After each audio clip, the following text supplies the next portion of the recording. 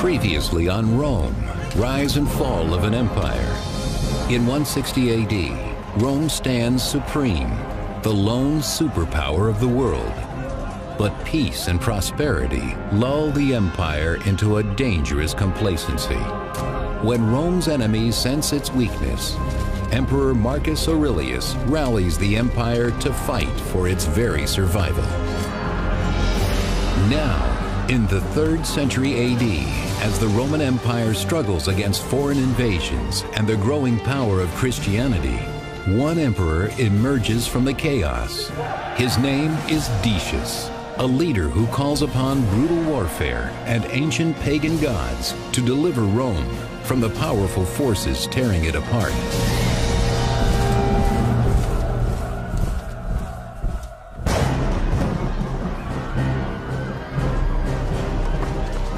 By the middle of the 3rd century AD, Rome has fallen into a full-blown crisis. Barbarians prey upon the weakening borderlands, and civil war breaks out across the empire. It was a dangerous time, and it was a really tension-filled time because the Romans didn't know how they were going to organize their government to provide them the safety and prosperity that they'd grown accustomed to over the past 200 years of Roman peace. Desperate for answers, many Roman citizens looked to their ancient pagan gods to deliver them from the perils of war. But others find solace in a radical new religion, Christianity. Christianity in the middle of the 3rd century is the most rapidly expanding religious movement in the Roman Empire.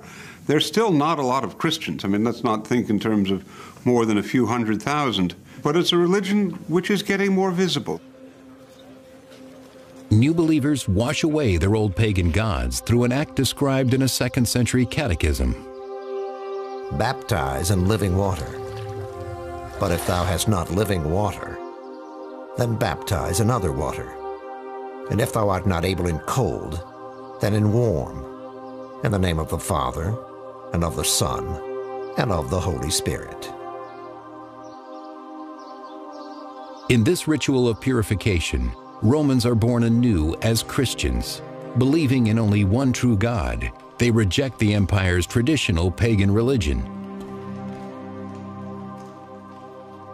Christians are still trying to figure out how they are going to live successfully and faithfully in a world where they are still a small minority and the majority of the citizens of the empire are not Christian and indeed are believers in the traditional Roman religion with its many gods and goddesses. As outsiders, Christians must rely on the goodwill of the Roman emperor for protection.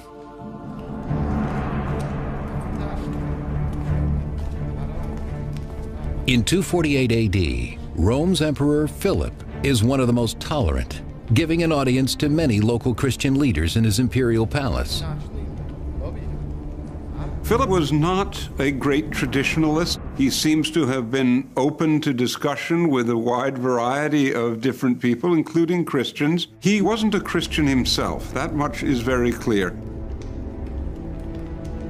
Though Philip may take a genuine interest in this new religion, his trusted general Decius, a resolute pagan, disapproves. The most important thing to realize about Decius is that he's extremely traditional. He's very dedicated to a sort of almost mythical view of Roman values. And what that means, of course, is that things that can be perceived as un-Roman are looked at as dangerous by Decius. Decius fears Philip's Christian sympathies will anger the pagan gods, worsening the crisis already enveloping the empire end to end. In Syria and Germania, Roman soldiers launch mutinies, and in Mysia, modern-day Bulgaria and Serbia, a vicious new tribe of barbarians, the Goths, have crossed the Danube into the empire itself. This is no time to anger the gods.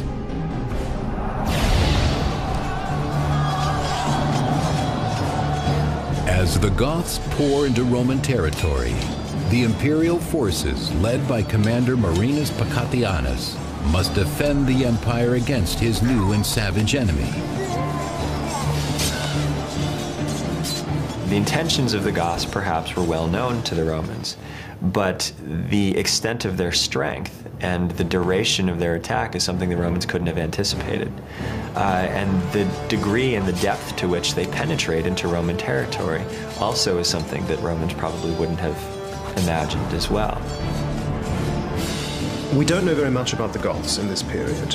What we do know is that the region north of the Danube became the launching post for hit-and-run raids into the Roman Empire. Pacatianus is able to hold the Goths back and, for the time being, secure the empire's frontier. The Romans at this point were as powerful as a military force as they had ever been. And they were certainly more than prepared to square off against these barbarian peoples. But in their crude camp, the soldiers grow tired of taking orders from a distant ruler. Instead, they choose their commander, Pacatianus, to replace Emperor Philip in Rome. Pacatianus has now become the most dreaded political player, a usurper. A usurper, that is to say, a man who could become emperor through unofficial channels, would gain the throne by getting the support of the army. The support of the army in the end was what made and unmade emperors. The Roman Senate was supposed to give legitimacy to an emperor by recognizing his right to rule, but without the support of the soldiers, no emperor was going to last.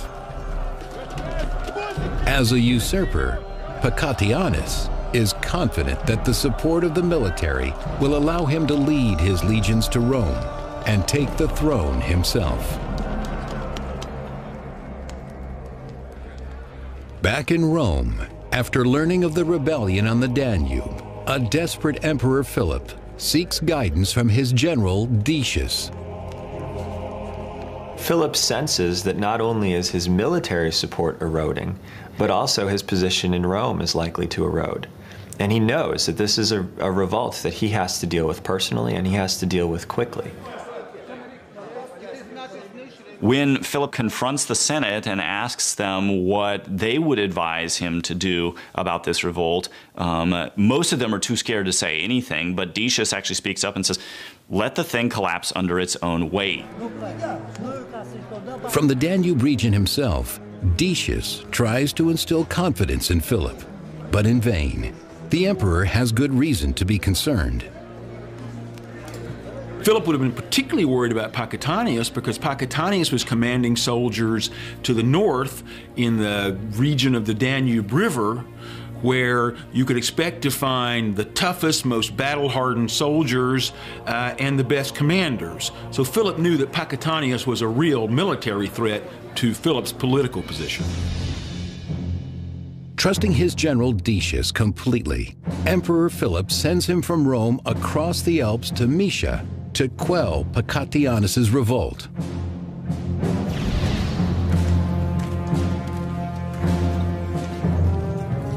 But even before Decius arrives in Moesia, mutiny breaks out among the soldiers of Pacatianus's camp. The region where Pacatianus had gained his support was under real pressure of attack from barbarians. Pacatianus hadn't been successful in keeping the barbarian attackers from ravaging the region where his army was from. Pacatianus's army wanted to win. Pacatianus says he's a relatively middling character. One source actually tells us that Pacatianus wasn't even a very high-ranking military official. Pacatianus is done in. He's killed by his soldiers. And that's the end of the little incident. On his mission to Moesia, General Decius brings his son Herennius, a young soldier in the Roman army. But But when Decius arrives, he finds a camp without a leader and soon learns of Pacatianus' fate. Pacatianus' men got rid of him, I suspect, because they heard that Decius was coming to take care of things. And Decius was from that part of the Roman Empire. He would have been known as a tough, capable, local guy. Decius's claim was that once he had arrived in the Balkans, Pacatianus was overthrown by his own soldiers, who had then attached themselves to the cause of Decius. He was then left with a rebellious army that still didn't think that his demands were being met. With Pacatianus murdered, General Decius relishes his new role as leader. He and his son Herennius attempt to restore order to the orphan army.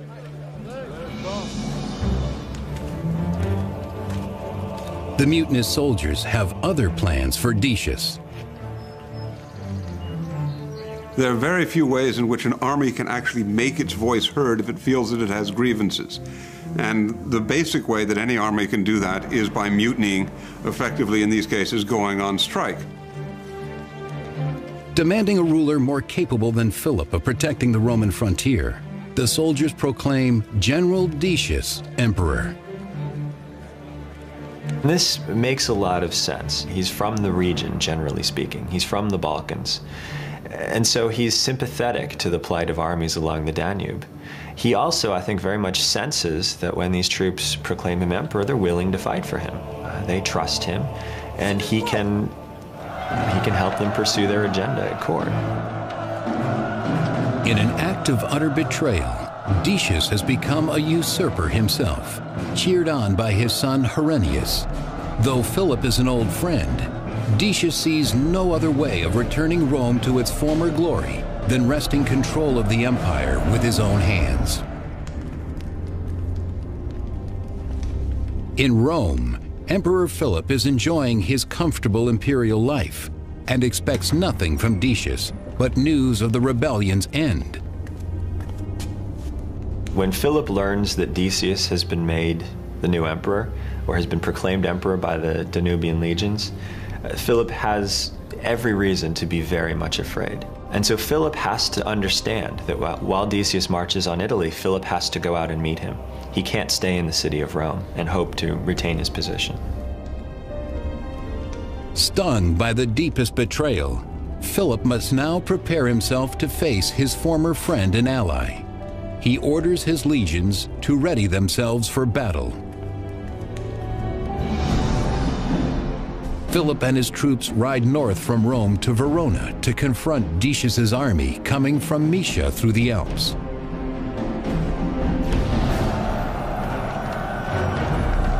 Emperor Philip and Decius meet in a bloody battle near the Alpine Pass. Once the armies on the Danube have declared him emperor, Decius is in a very powerful position and marches into northern Italy. Philip comes out to meet him. He has a very small army at his disposal. He has the sort of basic strategic reserve of the empire, a couple of legions in Italy, but he's heavily outnumbered. 6th century chronicler Zosimus records the day. The supporters of Decius, though they knew that the enemy had the imperial forces, still retained their confidence in Decius, trusting his great skill and prudence. The battle would sort of hinge on who would give way first. Morale was an incredibly important part of all ancient battles, but especially at this time when there are fewer soldiers, they're less well trained, and frankly, more susceptible to panic. Panic was the real enemy in an ancient battle. If your side lost its spirit, lost its cohesion, and turned to run, all was lost. Soldiers who had panicked and were running away could be picked off at will without any danger to the enemy. When the armies meet in battle, Decius wins a very easy victory. We don't have any precise details, but we have a pretty good idea of what the difference would be in the forces on the two sides, and we can see that Philip really didn't have a chance. In the Battle of Verona, Emperor Philip himself is brutally slain and his army defeated. Victorious, Philip's former general and confidant Decius is now eager to begin his reign as Emperor of Rome. Back in the capital, Decius and his son Herennius are received by the members of the Senate, who hail Decius as emperor. He believes that in order to restore Rome's security, the empire must first uphold its traditional pagan values. One of the things that Decius is very concerned with is the health and the correctness of Roman worship, of imperial worship. I think it's clearly the case that the crisis that the empire is facing, the very large number of civil wars and the very large number of foreign wars, makes a correct relationship with the gods important. Ready to overcome the crises they experienced in Philip's reign, the Senate welcomes the stringent pagan rule of Decius, complete with ritual sacrifice. The traditional religion of the Romans, we call it paganism, involved worshiping and honoring and respecting many gods and goddesses. If the Romans didn't show their respect by sacrificing animals, by really dealing in the blood and meat that literally brought life, then the Romans expected that the gods would abandon them. For the empire, at risk for barbarian attacks on almost every border, it seems the gods have already abandoned them.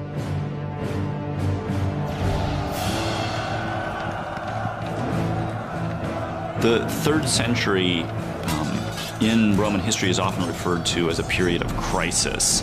And the period when Decius comes to power is just as that crisis is really coming to a head. The situation on the frontiers is about as bad as it's ever been.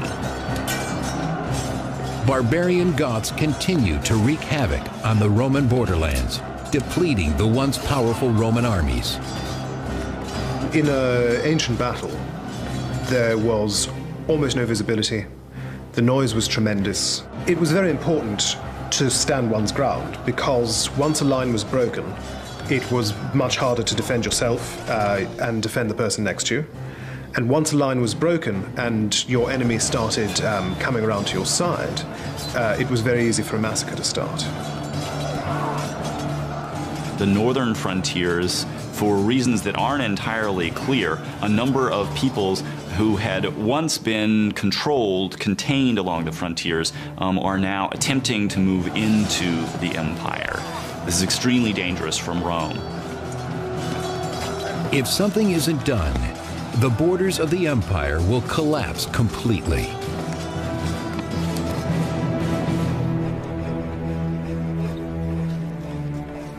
To start, new pagan temples are commissioned by Emperor Decius in Rome, hoping to appease the angry gods. Naming his son Herennius co-emperor, Decius sets out to impose their traditional values on the entire empire. They will not tolerate Christianity or any other deviation from pagan devotion. The Romans very much believed in the power of the past. And that meant that when Decius decided to undertake a major religious reform, he simply looked back to the past. How have we always done things? We've always performed sacrifices. I'll ask the people to perform a sacrifice. In temples across the empire, all Roman citizens are required to follow Emperor Decius's decree and make public sacrifices to the gods of Rome. The central activity of traditional Roman religion revolved around sacrifice, which is, after all, involved with life and death, in the most immediate and even brutal fashion. You kill an animal and you cook it in order to show your respect to the gods and to literally share the stuff of life. For Romans, sacrifice was absolutely essential to ensuring what they called 'our peace with the gods.'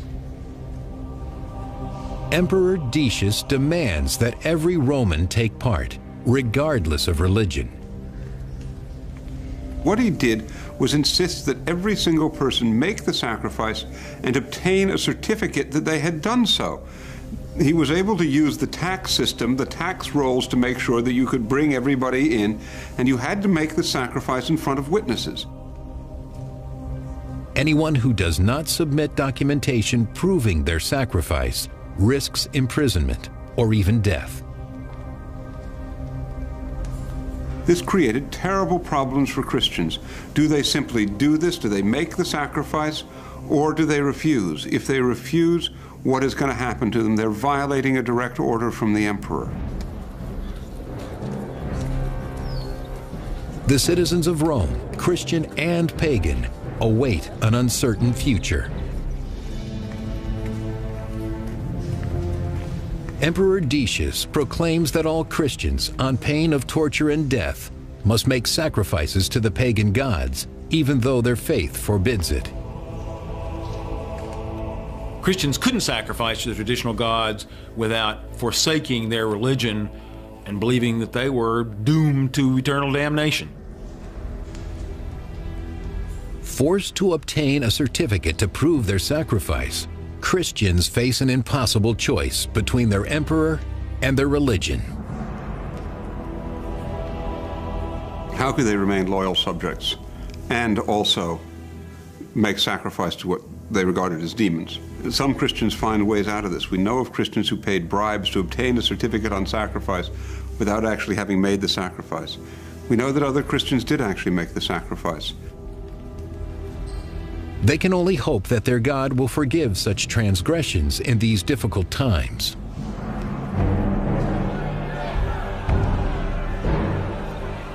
But not all Christians comply with Emperor Decius's decree. In 250 AD, Fabian, the Bishop of Rome himself, shows the people of Rome the earthly consequences of an unbending Christian faith. It's quite possible Decius didn't understand that Christians couldn't perform these sacrifices. But in effect, by requiring that everyone in the empire act religiously in the same way, Christians are now excluded. And the penalty that Decius set out for not performing these sacrifices is a severe penalty, in some cases extending even to death. 4th century Christian chronicler Eusebius of Caesarea writes of the Christians martyred during the 3rd century persecutions. I am struck with wonder at their all-enduring courage and the open profession of their faith, how the martyrs were not cast down in their minds, but their eyes looked upwards, and they neither trembled nor feared. 3rd century Christian chronicler Lactantius raves against the emperor. Decius appeared in the world an accursed wild beast to afflict the church, and who but a bad man would persecute religion? As the religious fervor escalates, many Christians cannot find the same strength as the martyrs. They choose instead to keep their heads down and try to stay alive.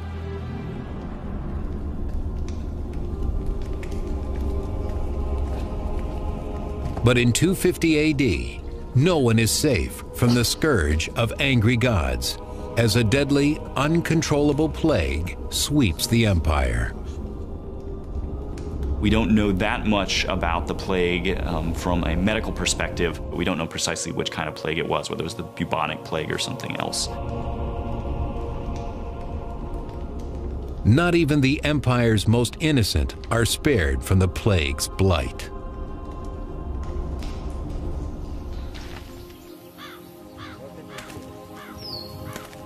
The disease ravages the empire, at its height between 251 and 266 AD, killing thousands a day in the city of Rome alone. There were no really strong antibiotics. There were some plants, even onions have a mild antibiotic effect. But in the face of plagues, especially which could be viral, there was no defense. You could be healthy one day and at death's door the next.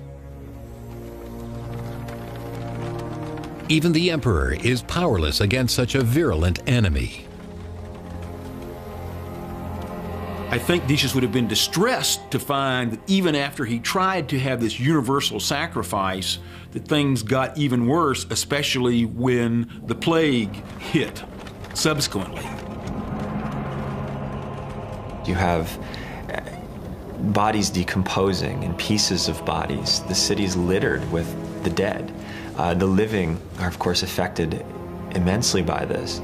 And the living begin to wonder about their fate and the fate of the empire, and ultimately the cause of such suffering.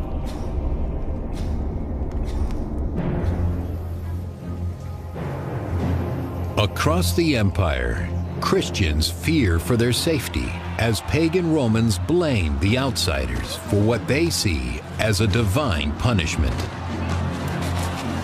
They looked for a scapegoat, naturally, and one of the scapegoats that they found was the Christians, and it's therefore likely that the plague played a role in initiating the desire for a persecution.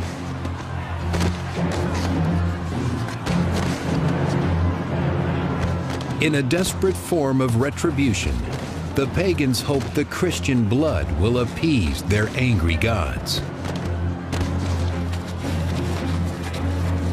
The locals decided to turn upon the Christians in their area, and they literally slaughtered their next door neighbors, one by one, systematically hunted them down, ferreted them out, put them on trial, and killed them. The persecutions weakened many Christian communities throughout the empire. Even the small Christian community of Ephesus in modern-day Turkey bears witness to the violence. 13th century chronicler Jacobus de Voragine records, "When Decius the emperor came into Ephesus, he sought out the Christians, commanding them to make sacrifice or to be put to death. Upon finding 7 Christian men who refuse his edict, Decius orders a cruel punishment depicted in both Christian and Islamic medieval manuscripts. Decius enclosed them in a cave, sealed with stones, so that they should die within its walls, out of hunger for lack of food." The legend has the 7 martyrs sleeping in the cave for 208 years, only waking when a Christian emperor rules over Rome.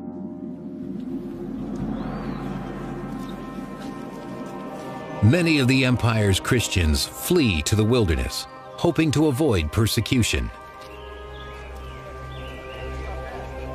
There were important figures who tried to escape martyrdom by fleeing. And this was not necessarily frowned on by the church. The church did not encourage people actively to seek martyrdom. If you wish to preserve your church community and preserve your own life, it was acceptable for you to try to run out into the countryside. The most unfortunate of the refugees are left vulnerable to attack by the scavenging barbarian tribes who prey upon those along the weak borders of the empire. The Roman Empire had no police force. When you left your community, you literally didn't have any kind of automatic protection. There was no 911 to call in the Roman Empire if you were attacked. So Christians suffered miserably, I'm sure, when they had to flee the centers in order to avoid sacrificing. The 4th century Christian chronicler Eusebius of Caesarea recounts the journey of a fleeing Christian. One man fled with his wife to the mountains, never to return. And of the Christian brethren searched diligently. They could not find either them or their bodies. And many who fled to the same mountain were carried into slavery by the barbarians. The empire appears even more chaotic now than when the hopeful Decius was crowned. First angry gods, then plague, and now barbarians are about to threaten the future of the civilized world. In 250 AD, the barbarian Goths again crossed the Danube into the imperial province of Moesia.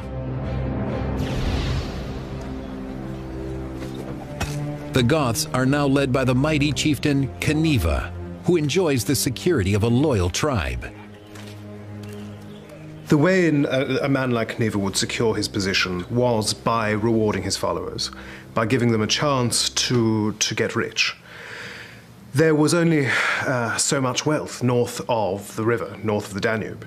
South of the river, where there are Roman cities, there's an almost limitless supply of captives, of treasure, of coined money.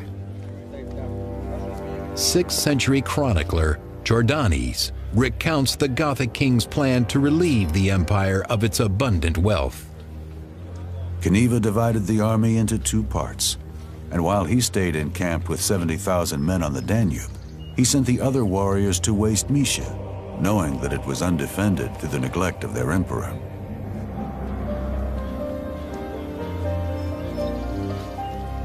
In the rural villages of Mysia, the Roman citizens have no warning before the sudden, violent attack of the Goths. This is a group that's very much devoted to plunder and probably also the seizing of captives. So Romans would have seen in this an incursion of a very large and well-organized group, very much determined to take whatever they could get their hands on and destroy what they couldn't take with them. One advantage that the Goths have, actually, once they get within the empire, is that there's an excellent road system along the Danube, which they know will lead them to the cities that they want to sack, so they can take the plunder back north of the river, and the chief will become a more famous and more powerful chief. With the Goths now raiding within the empire's borders, they must be stopped at all costs before they reach the heart of Rome itself. Emperor Decius quickly prepares for battle and takes no chances in planning his attack on the Goths. His oldest son, Herennius, will join him in Mysia. But his younger son, Hostilian, only a boy, will remain behind. Hostilian is left in Rome with his mother. The rationale for this, I think, is relatively clear. If the situation in Rome requires an imperial presence, Hostilian can represent the Principate there. But it's a way of trying to divide the imperial presence and secure Decius's authority throughout the empire. If Decius and Herennius fail to survive their mission, the entire weight of the Roman Empire will fall on the shoulders of young Hostilian. Emperor Decius and Herennius travel from Rome eastward to face Cniva and the Goths at Nicopolis ad Istrum on the Danube River in Mysia.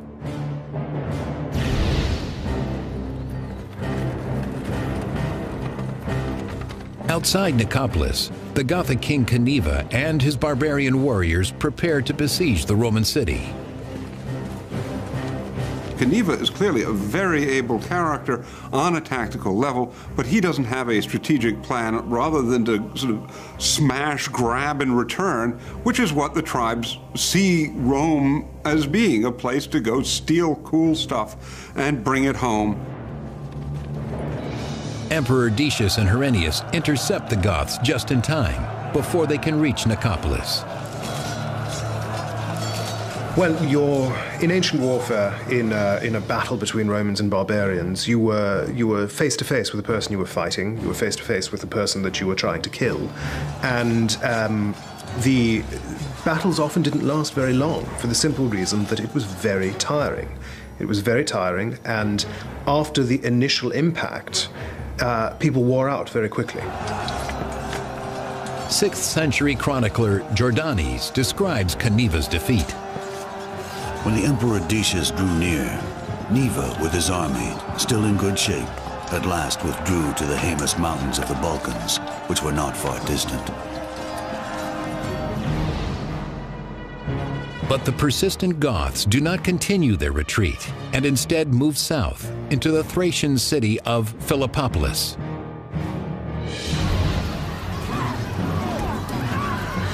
The Goths terrorize the land surrounding Philippopolis, brutally abducting the Roman women to be sold into slavery. The Goths that erupt are a very well-organized force.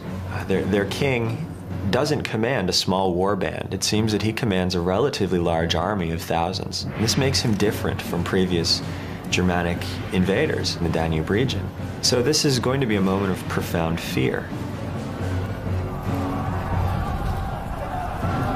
Cniva managed to besiege Philippopolis and eventually take it in ruthless fashion.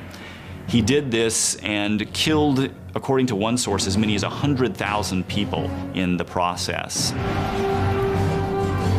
But despite his campaign, Cniva finds an unlikely ally inside the city walls. Titus Julius Priscus, an ambitious Roman governor who would prefer to be emperor. Cniva lures Priscus into making a traitorous pact.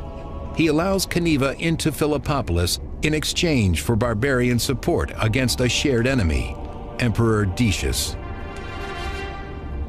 Both Priscus and Cniva had the goal of bringing down the Roman emperor. Priscus from the inside, Cniva from the outside. And so Priscus made a secret, dirty deal saying, look, I'll surrender our people to you if you'll promise to get rid of the ones who'd support the emperor instead of me. And Cniva said, that's a deal. The two leaders sealed the deal with a common act for both barbarian and Roman.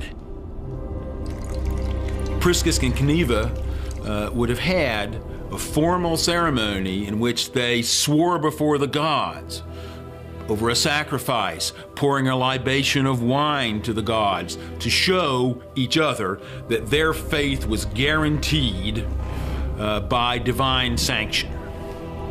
In this case, Cniva was lying.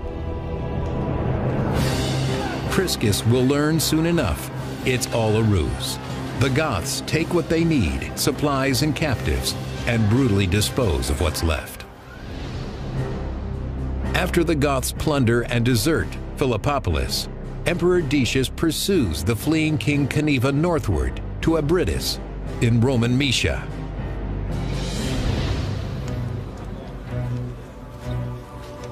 In their camp outside Abritus, Decius, his son Herennius, and their legion's priest turn to the only force they know will guarantee victory, their beloved pagan gods. Decius knew that this was going to be the struggle of his life. So Decius did what he was supposed to do to win the favor of the gods. He sacrificed. And with the smoke rising to the heavens, as far as the eye could see on and around the altars, then no one could doubt that Decius had done absolutely the maximum to try to win this titanic struggle. 6th century chronicler Jordanes remembers the sacred place of worship outside the modern Bulgarian city of Razgrad. To this day, that place is still called the Altar of Decius, because there he had offered amazing sacrifices to idols before the battle. If Decius is going to bring stability to Rome, he must push the Goths back across the Danube River for good. Finally, in 251 AD, Decius's army confronts the Gothic forces at the Battle of Abritus. The terrain is wet and difficult for the highly organized Roman army, who falter against their barbarian enemy. I think Decius really thought that he was going to finish off Cniva finally, but instead Cniva was able to surprise him with a number of troops that he had who were hidden in these marshes, and then also to outmaneuver him on a type of battlefield that just didn't work well for Roman fighters. The Gothic forces soon overpowered Decius's army. The 6th century chronicler Jordanes recounts the emperor's greatest loss. In the battle that followed, the Goths quickly pierced Herennius, the son of Decius, with an arrow and cruelly slew him. When his son, Herennius Etruscus, takes an arrow and is dying on the battlefield, Decius doesn't break down. Instead, he proclaims, "Let no one be afraid. The loss of one soldier is no diminution to the state." As if he didn't care, as if it didn't matter to him at all. Decius dismounts his horse and furiously charges into battle. But this time his pagan gods cannot save him, according to 6th century Byzantine scholar Zosimus. Decius and his army were so assailed by the missiles of the barbarians that not one of them escaped with his life. Thus ended the life of the excellent emperor Decius.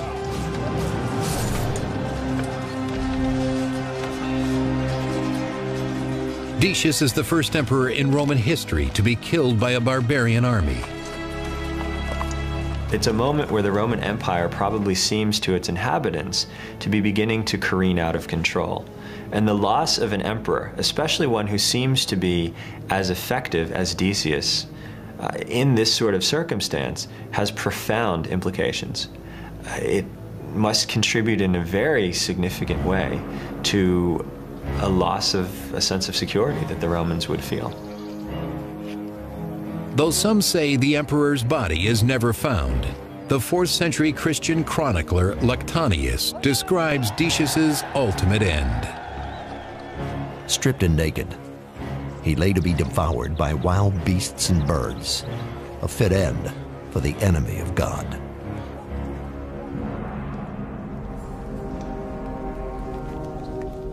Back in Rome, the plague has taken the ultimate toll, as Decius's heir, Hostilian, is struck with the disease not long after his father's death. The death of an emperor and of his son were signs that the god's favor had been lost. Romans would have been filled with tension, wondering, how are we going to regain the lost divine favor? With Emperor Decius and his son's deaths, the crisis of the 3rd century only worsens. Usurpers revolt in Gaul, barbarians continue to attack the empire's northern borders, and to the east, territory is lost to foreign invaders as well.